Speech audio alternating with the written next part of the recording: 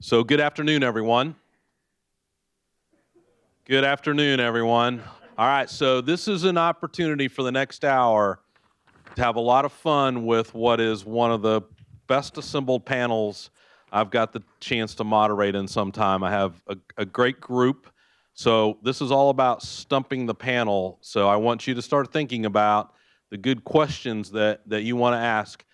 I've asked the panelists to be quick in their response so we can get a lot of questions in. For those that don't know me, I'm fairly new to the University of Missouri. I came here in 1987. All right, so I appreciate the chance. Ag economist by training for a long time, but recently now part-time in the Dean's office, again, as Director of Strategic Partnerships, and we've certainly had some focus on value-added agriculture. So I'm going to start, and I like to always mix things up. So we're going to start from the my left side with Sarah Lowe. And again, I will tell you, this is going to be a great group that you have a chance to interact with. So start thinking about the questions you have for this panel. But I'm going to prep just a little bit. But first of all, introducing Sarah Lowe. So Sarah and I are next door neighbors in Mumford Hall. And she says all the time that I talk too loud, and she can hear me in her office all the time. But besides that, Sarah, Associate Professor of Regional Economics. She holds the Fred Hinkle Chair in Agriculture within my Division of Applied Social Science here at MU.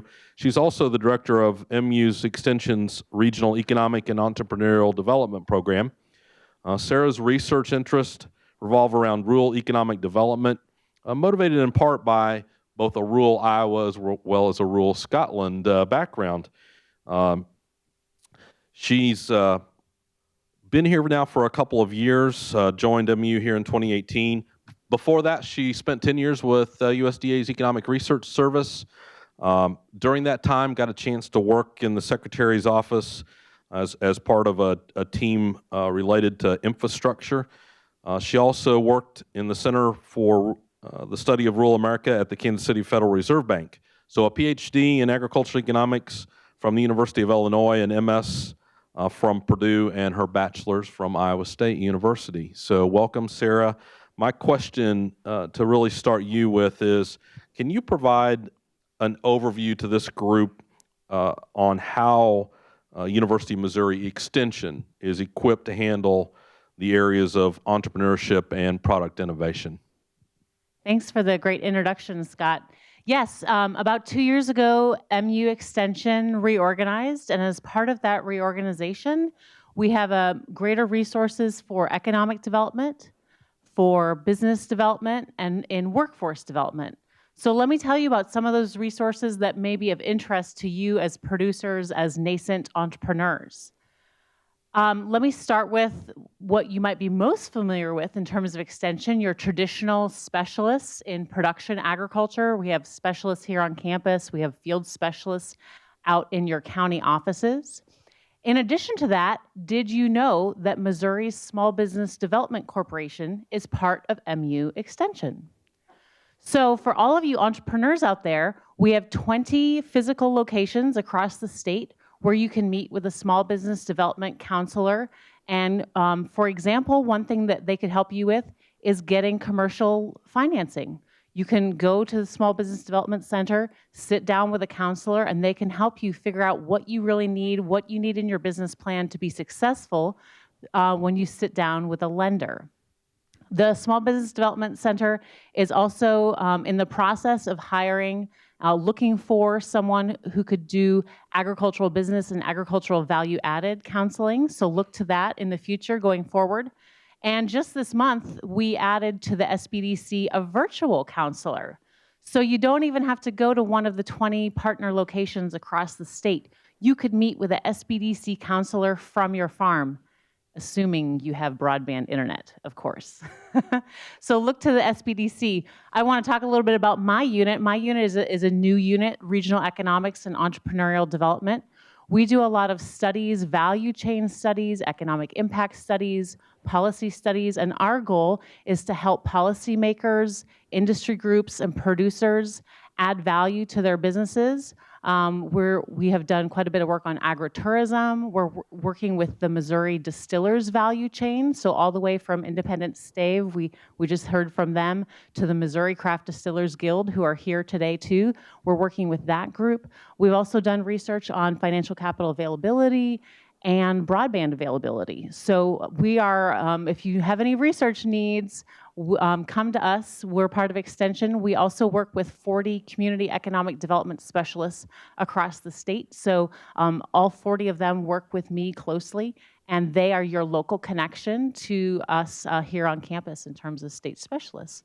So that's a quick overview. Karuba already mentioned that MU Extension is trying to hire a food processing specialist. I think that would be a great addition to the team. Looking forward, I'm working on a grant to bring a Missouri Value-Added Innovation Agricultural Center here to campus. Would love to get that on the ground, and a lot of the people who've been on the stage here today are part of that grant writing effort. That's a $1 million grant to USDA. So we have expanded our offerings in terms of economic development and business development, and MU Extension will continue to do that going forward. Thank you very much, Sarah. So next up, my very good friend Dan Cassidy. We've known each other for several years. We often play a lot of good jokes on each other, but we'll save that for another day. So Dr. Cassidy is the Chief Administrative Officer of Missouri Farm Bureau Federation and affiliated companies, has been in that role since 2003. He coordinates Farm Bureau's legislative and political action programs and serves as a lobbyist for the farm organization at the state and national levels. Dan has a lot of previous experience as well, working for Senator Kip Bond at one point, working as Deputy Director of Missouri Department of Ag. He was also in FAPRI, so thus are periods of time where we had some overlap. Dan received both a master's in Ag Econ from University of Missouri and also his PhD here from the University of Missouri as well in natural resource policy. Native from New Mexico State, and so bachelor's at New Mexico State University as well. So we've certainly owned Dan as a true Missourian given his time here. So with that, Dr. Cassidy, I wondered if you would take a minute to discuss the climate needed here in rural Missouri to better help foster value-added agricultural opportunities, and maybe more about what are we doing well, where are the areas where we need to expand? All right. Thank you, Dr. Brown. Good afternoon. That was a lot better introduction than what I was expecting, and so we're even. Okay. All right. Well, I got here a little bit late, so I didn't hear several of the presentations, but it looked like a tremendous day and very good speakers. I'll piggyback on some of what Davin said earlier. You know, when we think about Missouri agriculture, to capitalize on our strengths, one of which is we understand the importance of agriculture to this state, and that's really important. And we saw that most recently when the State Tax Commission for the next 2 years decided, you know what, we're not going to change productivity values for agricultural land in the state. And that's really important when we look at our tax base in making sure that we have an opportunity for farmers to farm profitably in this state. And that's very, very important. So that was a continued good sign. I will say also that we have politicians in this state at all levels that also understand the importance of agriculture. I see Senator Stouffer here in the audience, and certainly he's one that has helped in the past. We have a governor and a lieutenant governor. Lieutenant Governor Kehoe, who you heard from this morning, very, very strong supporter. In fact, the chairman and the leader of this Show Me Processing Food Initiative that you have heard several people talk about. So I think that the focus on agriculture in this state will continue to serve us well. And so going ahead, I think we look at opportunities for farms, for processors, both large and small. And so while today I understand that there's been talk about opportunities for large processors, opportunities for very small farms, and I think that's very important for all of us to understand, is that we're not talking about just helping the largest groups. We're talking about helping those of all sizes. Something that we've spent a good bit of time talking about is inventorying what we already have. And you will see, and I know just looking around the audience today, and I see some of you that are parts of very successful organizations already. And in some cases you had help from the state or others, the university, but in some cases you may have done this on your own. And so now when you see the resources that are coming into this, whether it be University Extension and certainly the leadership that they provide, one asset that we have in this state when we talk about strengths is our Dean of Agriculture, Chris Daubert. He came from North Carolina State University. They've gone through the exercise that we're going through right now in Missouri. They continue to do that, but we look at the strengths that we have in Missouri agriculture, and Davin did a really good job, I thought, of explaining why we can do more than what we're doing, that $88.4 billion in economic activity, and how we can grow that by perhaps another $71 billion. How are we going to do that? Well, we're going to build on our strengths, and we have a lot of things going for us. But I will tell you, in terms of what we can do better, as we went around the state and we had an opportunity to listen to groups and producers, processors, federal and state officials, there are a lot of programs out there, and you just heard about some very successful ones at the State Department of Agriculture. But in many cases, if producers don't know what's out there, they don't know what's available. In some cases, the programs don't work together. We're all aware of them, but perhaps a clearinghouse, an opportunity to bring those organizations together and to take it one step further. We talk about a hub and spoke model.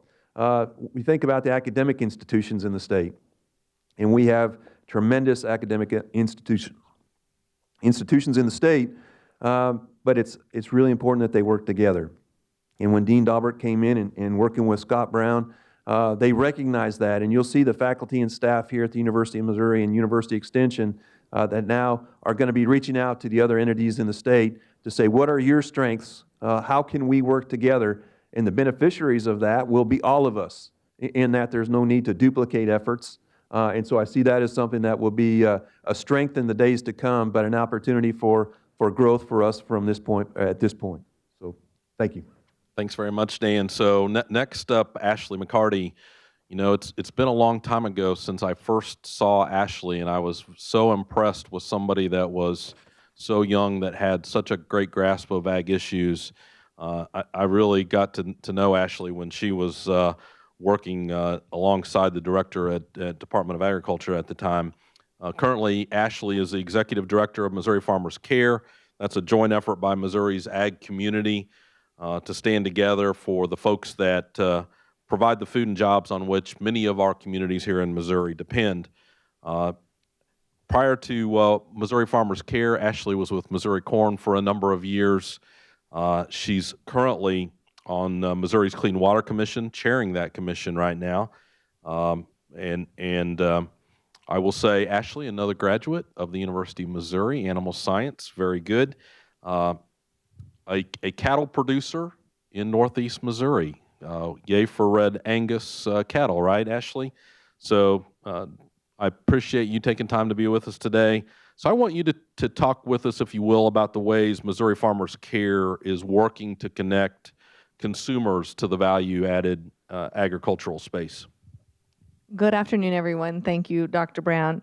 It is a pleasure to be here. And so a quick infrastructure note on our organization. So we're a coalition of all the ag groups in the state, everybody from dog breeders to dairymen to vocational agriculture teachers to the farmers and ranchers that make up all of our major states' commodity groups. And so as a coalition of the state's farmers and ranchers, we really have decided to stand in the gap in a place where we don't excel as producers. And so we are really good at production, right? We all are passionate about whatever we've invested ourselves in so very deeply. We're not necessarily so good at being that consumer-facing entity. And so that's what many of these organizations exist for. And that's the role that maybe we impact most in value-added production. So I think of the last Governor's Conference on Agriculture, and there was a focus group of pick your average consumer off the street that is food aware, and they came in and talked to us about what they value about agriculture. And it became clear, the takeaway of several of us was, one, consumers care deeply. They care deeply about their food, where it's raised, how it's raised, who raises it. And two, they have disposable income to be able to make those choices in the marketplace. And so our organization has a bevy of programs, most of which are then adding value to the production that we're doing in Missouri by explaining the fact that we do share values, that we are, one would be that we're great stewards of the land. And so we highlight the best stewardship practices that we can in the production agriculture space so that those can be models to be emulated by other production agriculture. One, that's adding value by taking care of our natural resources, clean air, clean water, abundant wildlife, and food production. Two, it also helps build that consumer trust so that they understand the changing face of farms still has value back to the things that they're looking for in their food supply. We also connect with consumers and really just bring farmers. We want to throw the barn doors wide open, you may say. And so we want to make sure farmers feel that they understand what goes on in our farms. So we do that by meeting consumers where they are. While we'd like to bring them all to our farms, it's just not feasible. And so we go to places like the St. Louis Cardinals and Busch Stadium and make sure that we're helping consumers start conversations with food producers, that they begin to have an answer, a place to go to ask questions and get answers on our complex and very interconnected food system. And so that's one that we stand there. And then finally, we have a county partnership called Agri-Ready County Designation, and really it is about driving, it's a big picture, but part of it is about driving an environment conducive to local entrepreneurship at home. And so we also, the final component is we have an ag literacy program. So we want to go into third grade classrooms and we would like them to see food doesn't show up on the grocery store shelves, right? That there is a lot behind that. And so being food literate is very important to valuing your food. And so opening eyes of future consumers at a third grade level is what we do. But our big picture would be that those kids then also see, I'm from a pretty rural part of the state in Northeast Missouri. Those kids also see opportunities back home. And they can go find a career close to home. I'm deeply rooted at home. So they can find a career close to home, and I know many of my peers are as well, and would love to go work for Hammond's Products Company or whomever it may be in processing back home. So they see their career opportunities, and then we have the environment that's conducive to entrepreneurship to be able to go back and add value not only to our food and our food products, but our communities as a whole for their long-term health and viability.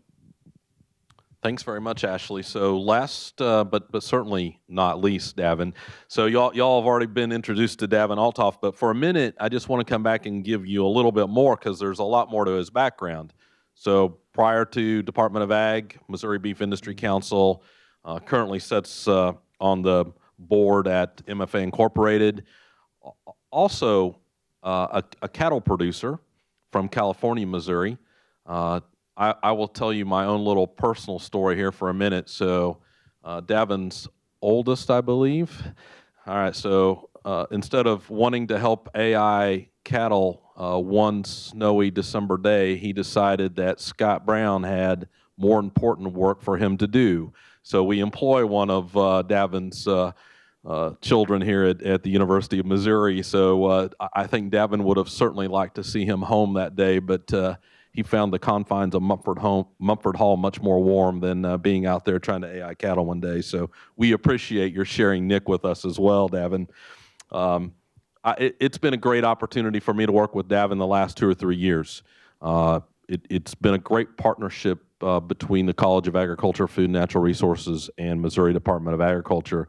And Davin's been a strong part of that connection that we have.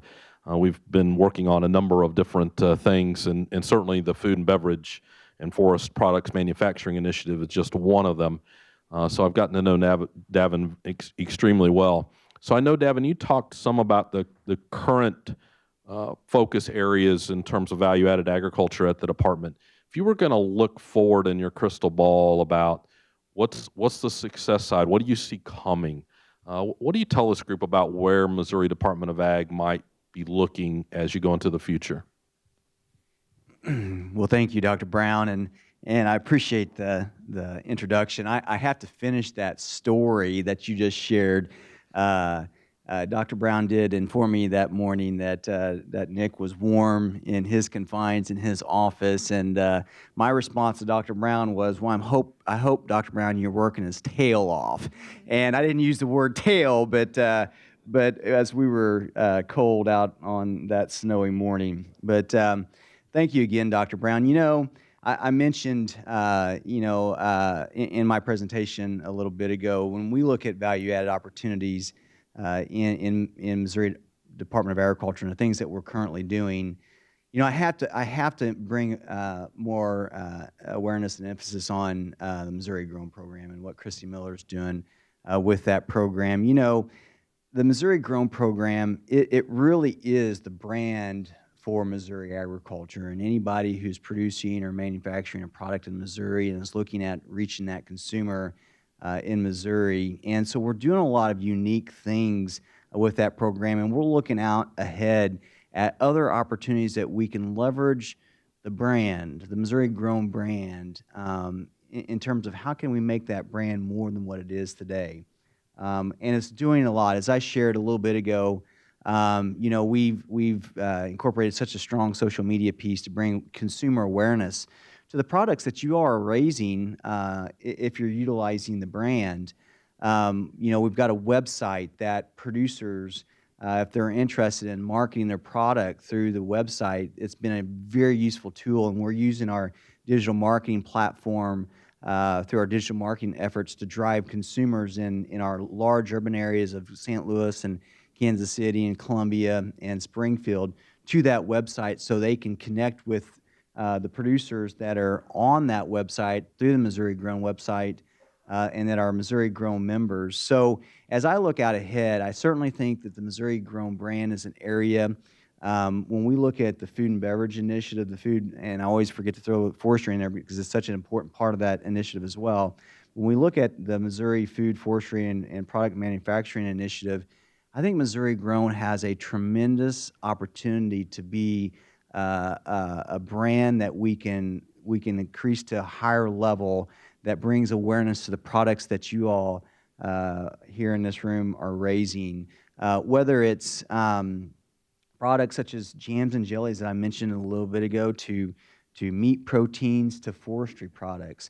So as I look ahead, that is an area that I see such a bright, shining light in terms of working with the Food and Beverage Initiative that the Lieutenant Governor talked about this morning, because I think when you look at, even if you have your own private brand, having that Missouri Grown label that you can put in conjunction with your private label, when you look at the consumer trends today and people are wanting to purchase closer to home, I think there's some tremendous opportunity with the Missouri Grown program going forward.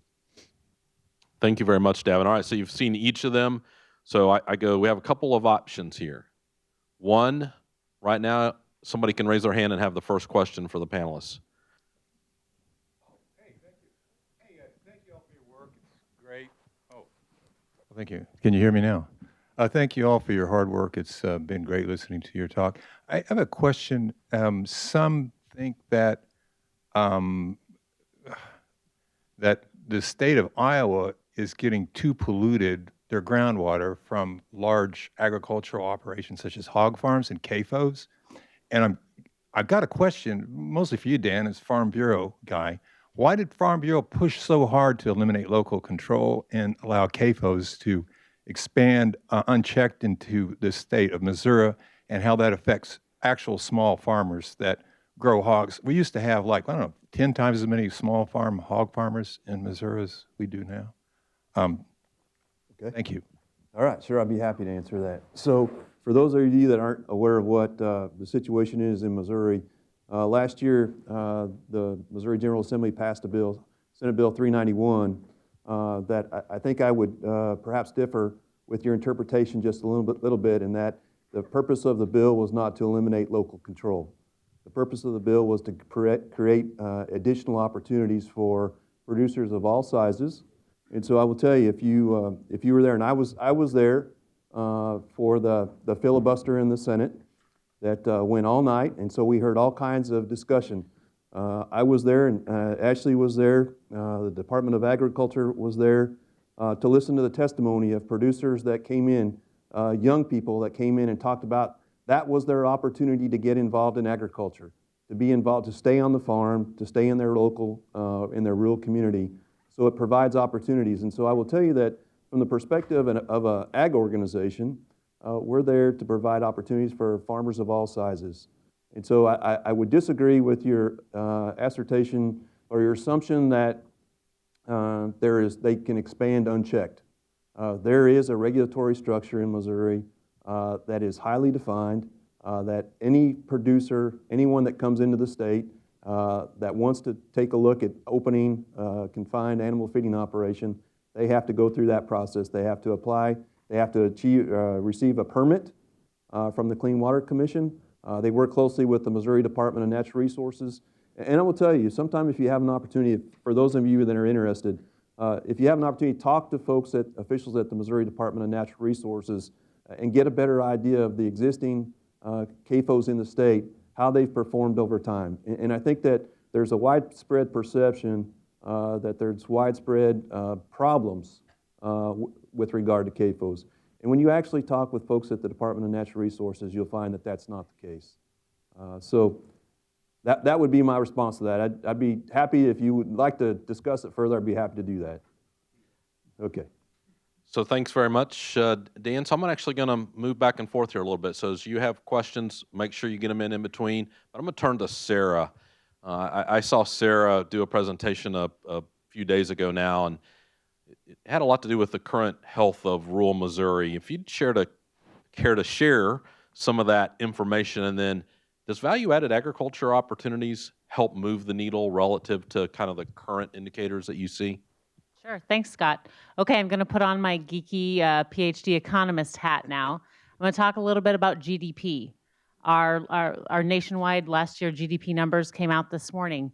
Missouri GDP growth since the last recession has been lower than any of our neighboring states' GDP growth, and lower GDP growth than any of the Midwestern states. So lower than Illinois, lower than Michigan. We need to grow our economy. We have a comparative advantage in agriculture. The data also show, we are more entrepreneurial than almost all of those states. So what I'm really excited about today is seeing all of you here, because I want to marry production agriculture and entrepreneurship and innovation to grow the Missouri economy. I really do think that there are opportunities for value-added agriculture to add to our GDP. I'm really excited about that. And what is driving our low GDP growth in particularly rural Missouri? Population decline, number one, okay? We're losing population. We don't have people. They're moving to St. Louis, they're moving to Kansas City, they're moving out of state. We're not attracting people to rural areas like we used to. So can we turn around, to Scott's question, can we turn around population growth with value-added agriculture? Absolutely. I see a lot of young people in the audience who would love to come back to rural Missouri. And if you need to add to your family farm by adding on an auxiliary business or a value-added agricultural business, that is a great opportunity, okay? That is a great opportunity. The other driver of the low GDP growth in Missouri since the last recession is our human capital. In rural Missouri, our human capital attainment is not keeping up with rural areas of other states. We not only need more people to have college degrees, but people without college degrees need to maintain the skills that they do have, or come back to rural areas with skills, maybe a 2-year degree. But if we could grow the population and increase the human capital of the rural Missouri population, I think there's tremendous room for economic growth in rural Missouri, particularly with those two items. And I challenge all of you in here to think about that. I'll leave you with another piece of data. The 2017 Census of Agriculture, the most recent Census of Agriculture, put the U.S. average at 1.6% for operations with a value-added business. So 1.6% of farms in the U.S. have a value-added business. In Missouri, we're at less than 1%, okay? We need 600 plus additional producers to start a value-added business so we can get to the U.S. average. And I think we can do it. I think we could do it in the next 5 years. So as speaking on behalf of MU Extension, we are here to help you open and grow your value-added agricultural businesses because there is room for growth. Questions from the audience?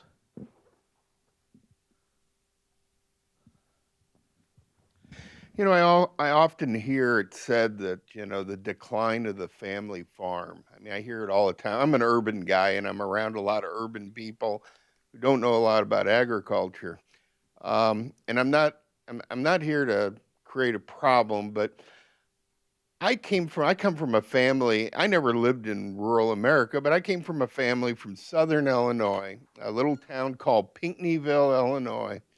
And my family, some of them were farmers, but they worked at various manufacturing plants. You know, the Decca Records plant where all of Elton John's albums were pressed was in Pinckneyville. There was a shoe factory in Pinckneyville, and there was quite a bit. Right now, the biggest economic development opportunity in Pinckneyville is a prison.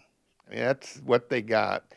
And I never hear anything said about that where, you know, farmers, family farmers who farm but would have a second job have lost that opportunity with the demise of manufacturing in many of our rural communities. And I mean, is that just my imagination that might be one of the reasons that we're dealing with the situation? Yeah, absolutely. Particularly since the 2001 recession, manufacturing in rural America has been declining. But after the last recession, the 2009 recession, manufacturing has been pretty steady and grew until about 6 months ago. We're now actually in a manufacturing recession again. I think you're right.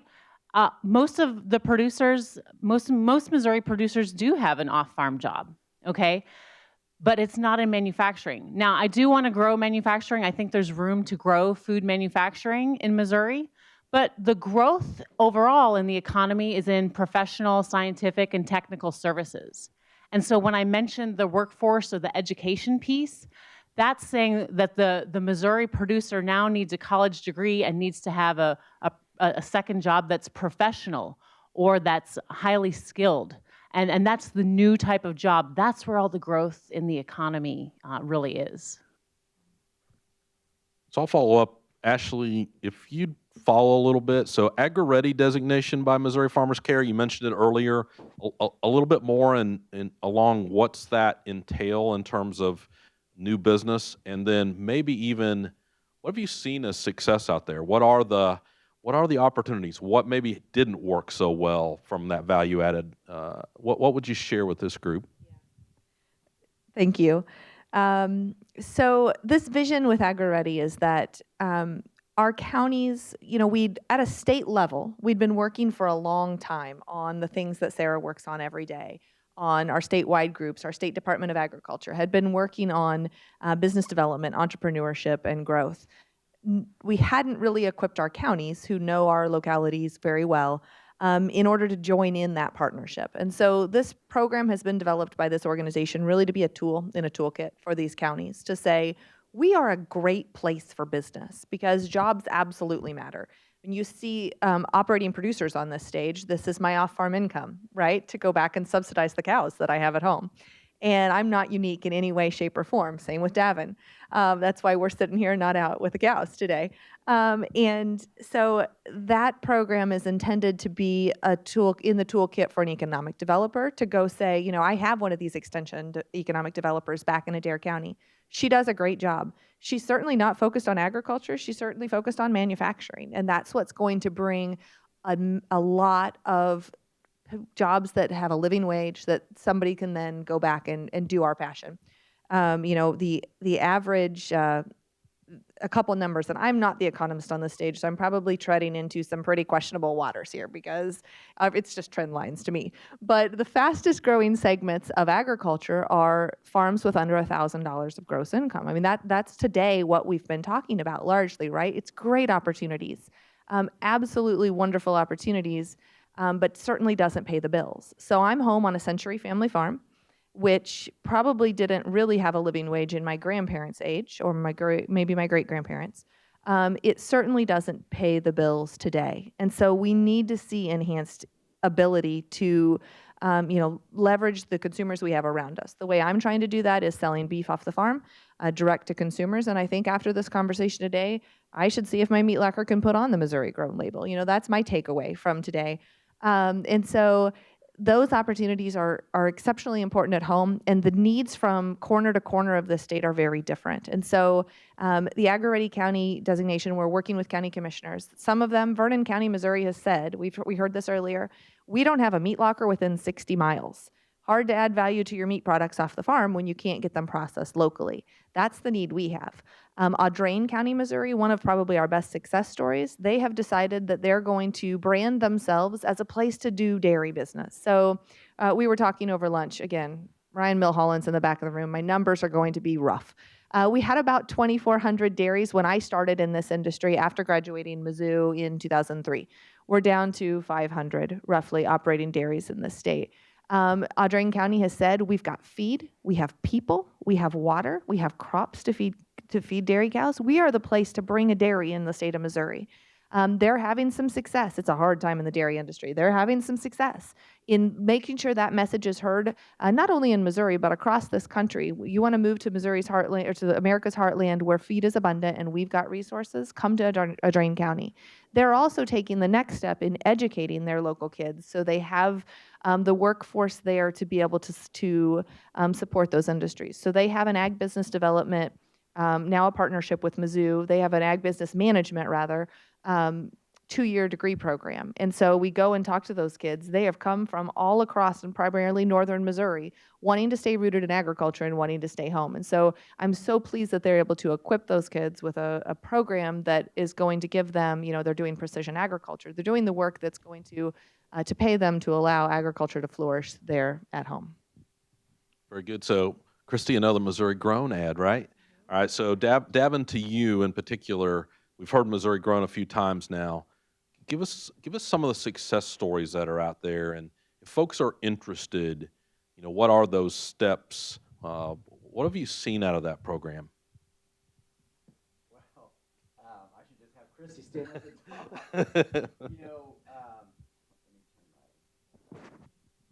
I'll just take that. So, great question, Dr. Brown. We're really seeing an emphasis, as I mentioned a little bit ago, in terms of producers on the farm looking at different value-added opportunities like Ashley talked about and like Dr. Lowe talked about. And it's really hard sometimes as a producer to connect with the consumer population when you are spending so much of your time and energy working really hard to produce your product. And that's where we fit in. That's where the Missouri Grown brand, that's where our marketing effort, that's where our brand, and that's where our effort as a brand can help bring awareness to your product by working with us in the Missouri Grown program. And we really would like to take this to the next step. And I think through as I mentioned a little bit ago, I think through the Food and Beverage Initiative, I think there's opportunities that we can work with farm groups, with commodity organizations to try to take the Missouri Grown brand to the next level. We're not just working with meat products and specialty crop products, fruits and vegetables, which is all a good thing. But what if we were able to brand our biofuels industry and some of the cool things that we're doing there? So I think it's going to be important for us as we look forward. How can we, one, bring more awareness to Missouri Grown and processed products through this branding opportunity? And that's what this team works really hard every day in bridging the gap between the consumer and the Missouri producer. Questions in the audience? So, hello? All right, so I have a question. So I grew up on a very diversified farm when I was quite a bit younger, and so farmers diversified their risk by growing a number of different crops and growing a number of different things and raising a number of different cattle or different breeds and things like that. Over time, we've seen the specialization of agriculture. So you have row crop farmers, you have beef people, et cetera, et cetera. I guess, is anybody taking and working with the commodity groups, the farmer groups, so we all promote agricultural as one instead of pitting commodity groups or ag people together? And the reason why I bring this up and why we don't educate our farmers and our growers about different commodity groups and the importance of ag as a whole is because of the one thing that we don't ever want to say again in this state again is dicamba. And that really tore the state apart. So is there anybody working to educate growers and farmers about different things? So for instance, do grape growers know what the cattlemen are doing? Do the cattlemen know what the corn and soybean people are doing? Do we have any type of curriculum where we really can bring farmers and growers together so we promote ag as a whole here in Missouri? That's just a question I have. It's a great question. I will tell you, Ashley is the executive director of Missouri Farmers Care. So it's a coalition of 40+ ag organizations in the state which are doing exactly what you suggested, and it's a great thing. I can remember years ago when there was division between the various organizations, and there wasn't unity on big issues, small issues. That's gone by the wayside, and today you'll find that we work together, not only the ag organizations, the commodity organizations, but the University of Missouri, University Extension. And so that's one of the strengths that we really have in this state when we look at Missouri compared to other states, is that we act together as one. And that's not to say that there aren't disagreements from time to time on specific issues, because there are. But I will tell you that we're run by our members. And so it's the farmers that run our organizations. And then we belong to Missouri Farmers Care. We work closely with the Department of Agriculture and the state agencies. We have a governor that understands the importance of agriculture, the lieutenant governor. And so there is, right now, I will tell you, there is that unity, and I think that we're much, much better at doing that than we were 10, 15 years ago. And the bottom line is that's what farmers expect. They expect us to be working together, and I think you'd find today that we work together very well.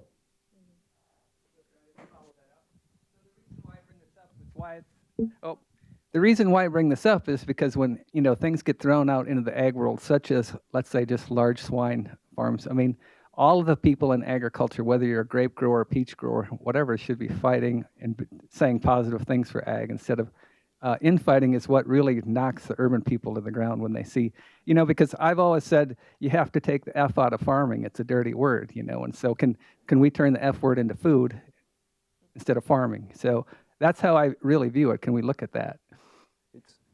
It's a great point, more difficult in reality. Whether it be hog operations, wind farms, dicamba, there are times, we've been to meetings in North Missouri where in small communities, you go into a church and you have one side of the church, they support wind farms, and the other side of the church, they don't. And these are people that have gone to church for years and years and years, and it's gotten to that point. And so I think it's not good for the ag community, but in reality, I don't know a way around that. Property rights are fundamental, and people are going to do whatever they can to protect their own farms, their own land. But I will tell you that we work hard to try to minimize that. Ashley, a little background, Missouri Farmers Care, it's not been around forever. Give that history, if you will. You have very good points and very good questions there. So Missouri Farmers Care is only 9 years old. It was a lot of commodity groups working very individually for a long time because they each have their own strengths. And so each were pursuing their own natural strengths. And issues eventually drove them all to lay that, I say baggage, lay that history aside and come together. I could not be more proud for how Missouri works well together. And I think every state, this is a very easy concept. I think every state should pick up and work so well together. We'd accomplish a lot more because it's no different with consumers than it is with legislators. You come walking hand in hand in the door, we want to listen. We really want to hear solutions. And so that's what our organization exists to do all the time. And that's why there's such a broad and diverse group of individuals that still come to the table over the issues that we can collectively agree on, because there are tough issues and they can be very divisive. But our organization, I think Sarah asked me the other day, what percentage of producers in the state are represented by our member organizations? It is a vast, vast majority. And pulling those together is very important.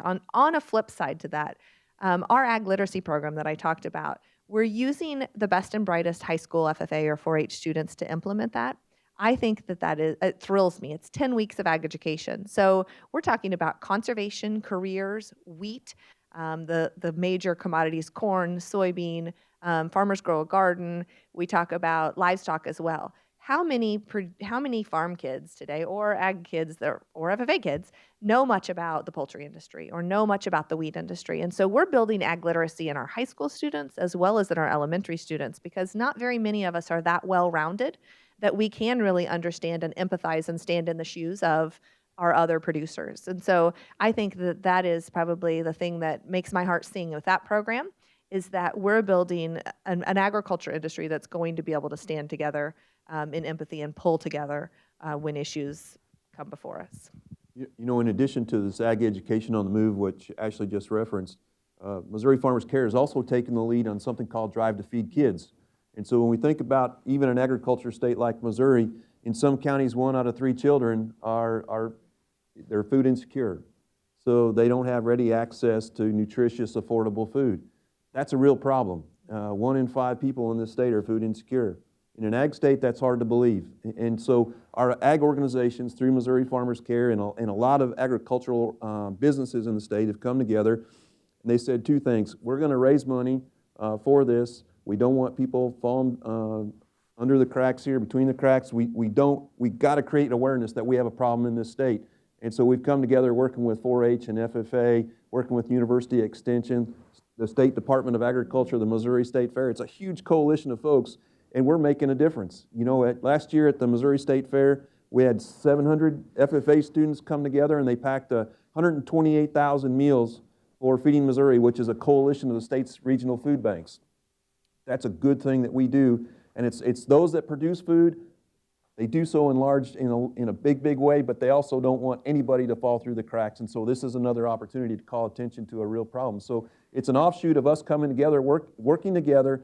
Now we can do additional things beyond the legislative things that we all talk about so much. We're actually go out and educating people about the importance of agriculture, and now in helping to feed them as well. All right, so very good. We're getting close to the end, so we're going to start wrapping up. Before I take the question, and you'll get time, I want to make sure the panelists are starting to think about 60 seconds. What's the take-home message you leave with this group today in terms of value-added agriculture? So, question. Well, I heard you mention wind farms and coming together to deal with great challenges, and I haven't heard any mention about climate change and extreme weather events. And as a grower, I'm already experiencing the consequences. So in terms of value added, are there any programs being developed to address what we're all going to be dealing with? I can talk a little bit from the water side on the Missouri. The state staff walked out of the room just before our panel, but we have a nutrient management, a nutrient mitigation plan. And so this is a little different than climate change, but it's about Gulf hypoxia ultimately, right? That we do a better and better job keeping our soil in place, keeping our nutrients in place. And we have a lot of rural communities that can't afford to upgrade wastewater. We have a lot of infrastructure challenges in agriculture. You should see the infrastructure challenges in our municipalities. They are great. And so we have a plan under development. I'm proud of our state. I think we're being innovative in, if agriculture can offset the nutrient load that the city has, and we can both be mutually beneficial in that we can upgrade our water quality coming off of our streams, and we can make sure that, my town of 500 that hasn't really seen any prosperity since the last coal mine closed in 1962, can also afford to keep treating wastewater. That nutrient reduction strategy of the state of Missouri is one of those big challenges that I think that we're being proactive. We're looking outside the box. We're kind of pushing a federal model on what's that going to look like in the state to most proactively address our needs. So that's one I can speak to from water. All right, so thank you all for the great questions out here. I promise to keep us on time because we need to finish for what's happening next. So I'm going to give each. All right, Gregory. So I have another hour's worth of questions to ask the group. So you get your choice of cutting it off more on time or going for another hour. All right. So I want each of you, if you will, what do you give them in 60 seconds as you kind of close? And maybe I'll preface this a little bit. We haven't really talked about how to get capital for some of these value added. So maybe some of you will address that in your closing comments.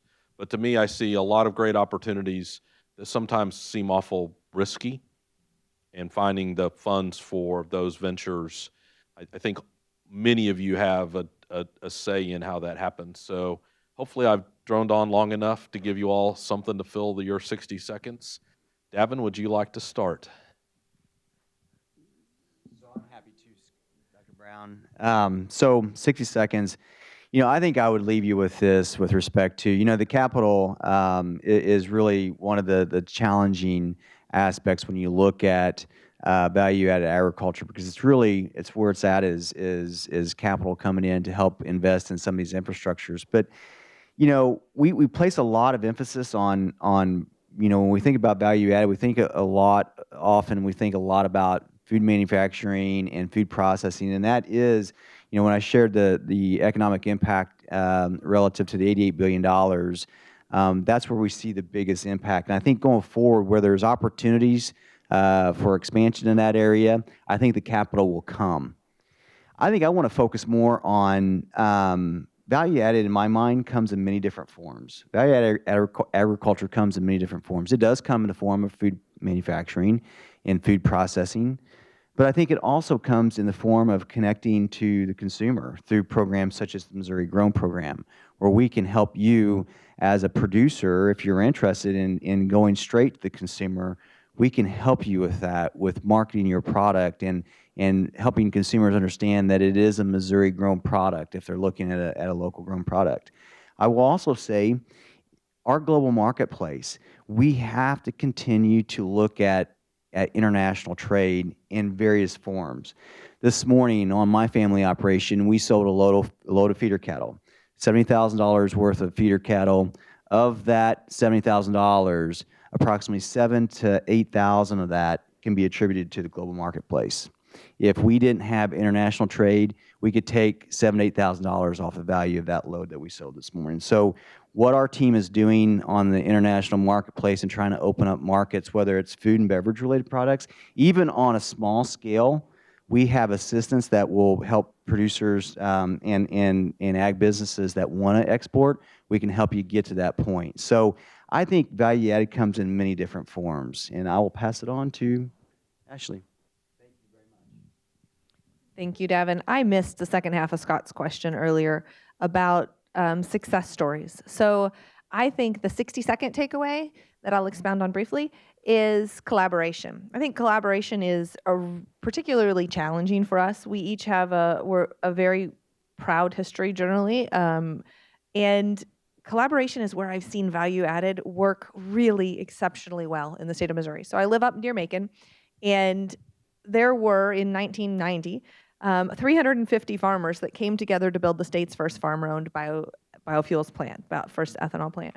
Those producers set the tone, and the policy that was in place at the time through the state set the tone for farmer-owned biofuels industry in this state, which has now blossomed to 6 farmer-owned ethanol plants and a bevy of biodiesel plants that are farmer-owned as well. And it took a lot. So one of those founding board of directors, I've spent the last 24 hours picking the brightest minds that I can find, because I think this collaboration needs to come to my operation in the beef industry. I'm a small operator in the grand scheme of things, and market forces are continuing to change.